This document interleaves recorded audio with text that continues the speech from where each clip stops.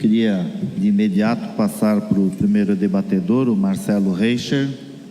Bom, inicialmente obrigado pela gentileza do convite, em nome da Denise e de todo o corpo diretivo da Unidas. O tema que nos pediram para falar foi a inovação tecnológica e os seus reflexos na saúde da população. E aí eu fiquei pensando, 90% das vezes nós, gestores de saúde, não falamos de saúde, falamos de doença. Falamos de gasto, não falamos de prevenção. Gastamos, como disse o Bob ontem, mais de 90% da nossa receita com doença e não gastamos em como não ter doença. Então eu vou enfocar um pouco por essa vertente saúde. Eu gosto muito dessa frase do Einstein, ele sempre falava isso. Se você procura alguma coisa diferente, por que você trilha os mesmos passos? Todo mundo já falou isso, eu vou ser rápido com isso. A gente sabe que o gasto anual com saúde é um gasto crescente, que em 2007 o PIB mundial gastou aproximadamente 10% com saúde, que no mesmo ano de 2007 os Estados Unidos gastaram aproximadamente 16% do PIB com saúde, 5 trilhões, que o Brasil gasta 8,4% do nosso PIB com saúde, digo, doença, que a nossa esperança de vida aumentou em mais de 10 anos, nos últimos 20 anos, e que provavelmente em 2050, 30% da nossa população vai ter mais de 30 anos. O McGuinness, num conceito clássico de 2002, fala que mais de 70% das doenças são oriundas de problemas de estilo de vida. E apenas 10% são referenciadas a acesso à medicina. Pensando nessas doenças relacionadas a estilo de vida, 10 a 15% da população é obesa. O SUS gastou, em 2013, 480 milhões com obesos. Desses, aproximadamente 300 milhões internados. O abuso de álcool nos custa, em média, 130 bilhões ano. As ditas doenças da alma, estresse, depressão e outras, 130 bilhões ano. E a gente sabe que todo sedentário falta mais, tem mais absenteísmo e quando interna, fica mais tempo internado. Por que não agir nisso? Um outro estudo muito bacana que eu gosto muito é o do Larry, ele é de 2005, mas ele é muito atual. Ele estudou 53 outros estudos e observou que a aplicação de dinheiro em promoção e prevenção de saúde tem um ROI de aproximadamente 1:6. O mercado financeiro não paga isso. Uma outra pesquisa muito interessante da Cisco fala que 44% da nossa população brasileira, não população paulista, não população americana, população brasileira, gostaria muito de ter acesso à internet e informação médica e health. Pensando nisso e lembrando o que o Anacleto falou ontem, a gente vem pensar no mutualismo da saúde. Ontem, se eu não me engano, falou-se em 46% de gasto para 1% da população. Isso é um absurdo. Ninguém aqui vai ser míope e dizer que a população de alta complexidade não tem que ser tratada e não tem que ser cuidada. Mas talvez nós devêssemos ter mais atenção aos saudáveis. Então, impreterível se faz a estratificação de risco populacional. E, feita essa estratificação de risco, sim, uma intervenção efetiva e eficaz para cada grupo. A maior parte de nós se assusta, e é normal que se assuste com os gastos da primeira parte da pirâmide. Por quê? Porque eles realmente impactam demais o nosso orçamento. Só que eu costumo dizer que gasto com esse tipo de pessoa, com esse tipo de situação, é um gasto voltado ao retrovisor, ou seja, você olha o passado. O paciente que AVCzou, seguramente ele já teve o seu maior dano, ele já teve o maior impacto social, ele já teve o maior impacto monetário, e a tendência habitual, se vocês olharem nas planilhas de custo de vocês, é decréscimo de custo. Por que não focar nessa população? Por que não deixar esta população, que tem um ROI alto, deixar de ser doente e ir para o cume da pirâmide? Por que não ter previsibilidade? Parece óbvio.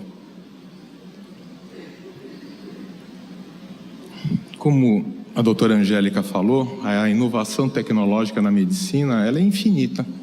Hoje nós conseguimos monitorar por telemedicina um paciente no Amazonas, nós conseguimos ter imagens de micrometástases, nós conseguimos ter aparelhos de ultrassom, ressonância, portáteis. Nós conseguimos desvendar código genético, conseguimos digitalizar o homem, mas nós não mudamos o nosso quadro. Pelo contrário, cada um de nós, cada operadora de saúde hoje gasta mais e cada vez mais está com a corda no pescoço. E aí, pensando sim no tema que nos foi proposto, eu gostaria de falar da tecnologia, e aí no caso tecnologia da informação, como um diferencial positivo para a gestão populacional. Hoje nós temos um conjunto de situações que nos permite, de fato, gerir uma grande população e tirar do curso da doença a grande massa da população saudável. Hoje nós temos uma população sedenta por informação, nós temos uma população que tem acesso à internet, nós gestores extremamente preocupados com custos e também sensibilizados com promoção e prevenção, e temos uma tecnologia de informação que em 2007, 2005 não poderia nos dar o que dá hoje. Então hoje a nossa barreira de entrada, ela praticamente sumiu.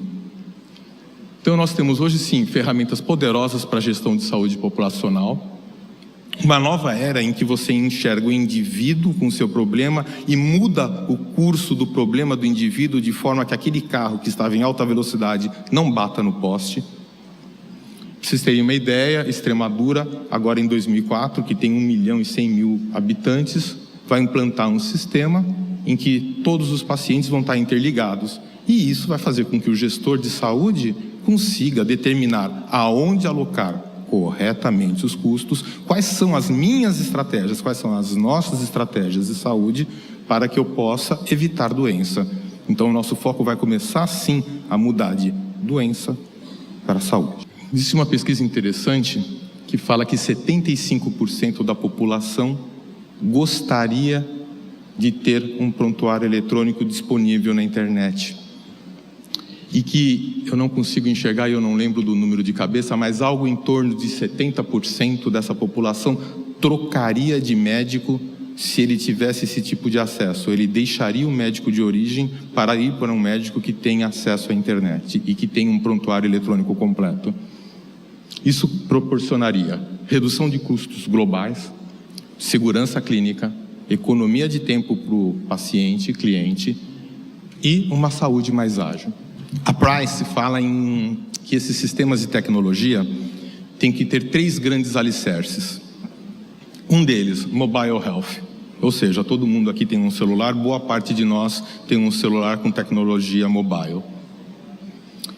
Diz ainda que o mobile health vai impactar diretamente na economia da população, que é economia em saúde e sobrevida populacional. Diz que todo sistema de saúde que se preze deve ser integrativo, ou seja, ele deve se integrar a outros sistemas e ser baseado em prontuário eletrônico. E que por trás de tudo isso nós devemos ter um Big Data que nos dê dados para a gestão. Então, pensando em tudo isso, o que nós queremos, e aqui é o final do que eu gostaria de falar. Hoje temos tecnologia, essa tecnologia ela deve ter algumas premissas para que, de fato, possamos sim fazer gestão de saúde populacional. Ela deve ter uma capacidade de estratificação de risco individual e coletiva. Ela deve ter capilaridade, ou seja, acompanhar grandes populações. Quantos de nós temos dificuldades de avaliar, seguir a população, não a população do colaborador direto, mas a família? Então, um bom sistema de TI deveria permitir que você tivesse sim acesso a informações e pudesse mudar o curso dos familiares e dos colaboradores.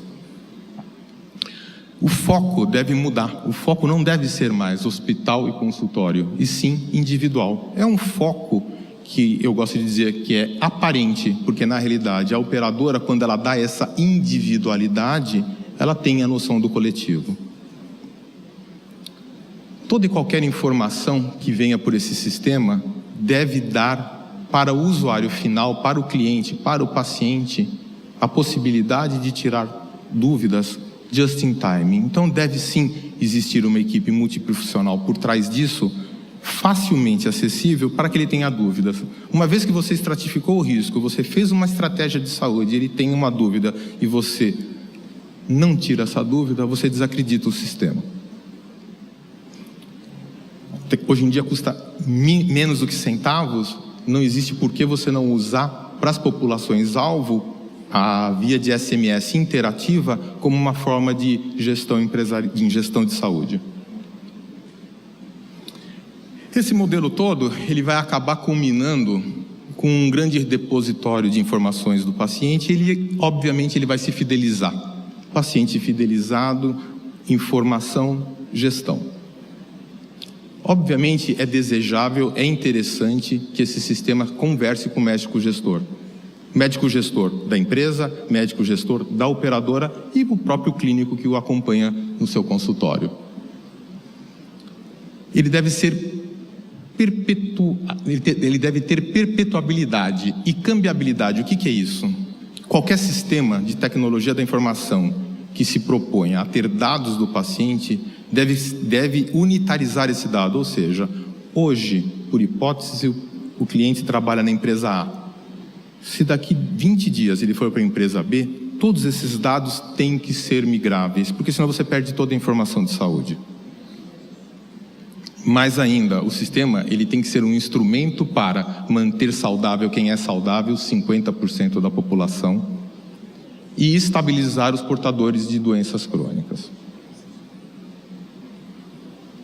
Ou seja, o sistema deve trabalhar especificamente com promoção e prevenção em saúde, ser simples de gestão e acompanhamento, que dê uma plataforma aberta e customizável, porque cada operadora, cada operador, cada um de nós tem um perfil populacional, atuarial, epidemiológico diferente.